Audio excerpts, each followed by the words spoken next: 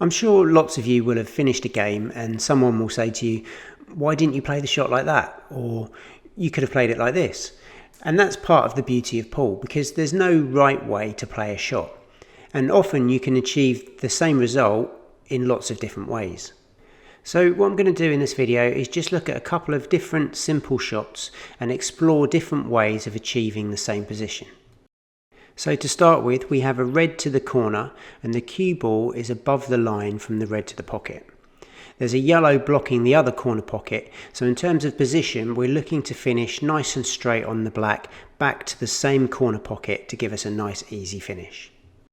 As always, if you start with the tangent line of the shot, then you can try and work out how any spin will affect the path of the cue ball from there. So the most obvious way to get position on this shot is to travel along the tangent line for a few inches to about here, and we'll end up nicely on the black.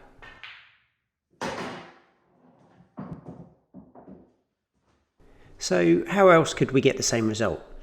If we played the shot with full screw back, we'd pull back from the tangent line and then into the cushion and up the table a little. This would still leave us on the black, but a little high. If we place somewhere between the stun and screw back, then we can just come back from the tangent line a little bit and come back out of the cushion to again give us a nice position on the black.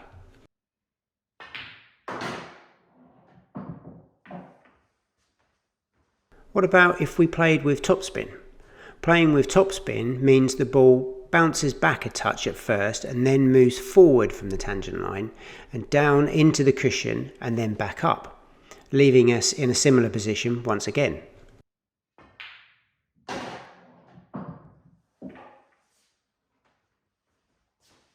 So you can see we've played the shot in three completely different ways and all have ended up in about the same position.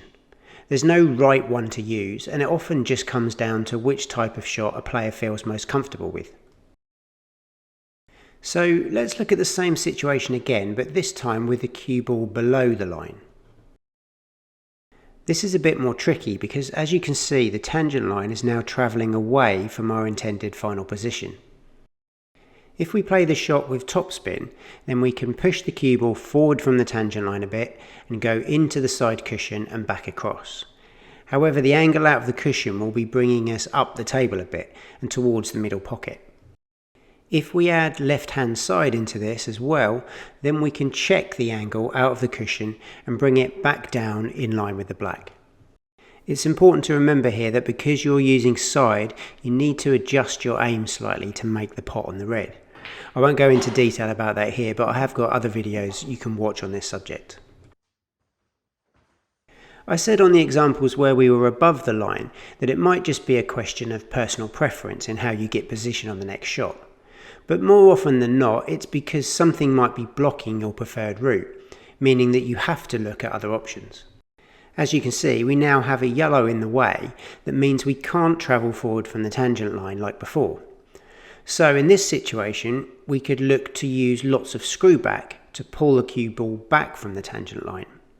We need to travel up and down the table so the shot will be firm, which means that the cue ball will stay on the tangent line a little longer.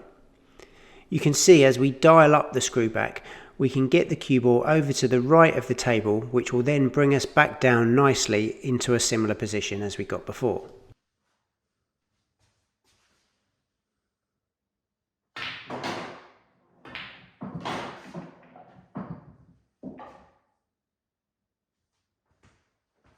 So what if there's a yellow blocking that path as well? Well, we can see that the tangent line brings us to about the middle pocket. So if we hit firm just below the centre, we will come back from that just a little. Then, to help the cue ball travel around the table and to widen the angle a bit off the top cushion, we can use lots of right hand side to bring us round back again to the same position. As before, this is using side, and quite a lot in this case, so don't forget to adjust your aim slightly.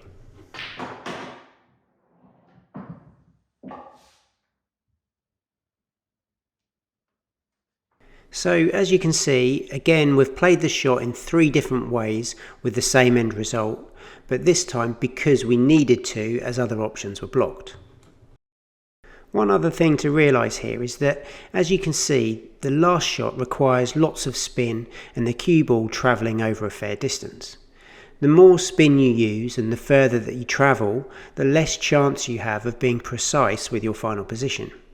Sometimes you have to weigh this up with your chances of success. Is perfect position worth missing the pot?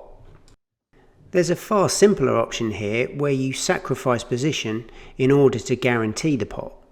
A little soft screw shot will bring you up the table away from the black and leave a much steeper angle for the pot on the black.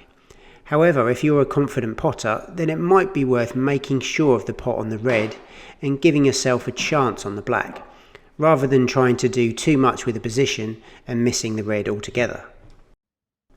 So when you're trying to get position, start with the tangent line and then look at how you can manoeuvre the ball from that line to get your desired result.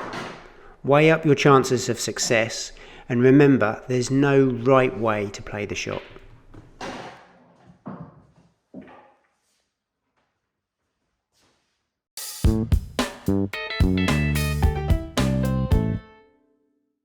If you want to see more practice routines and pool tutorials, then please remember to subscribe.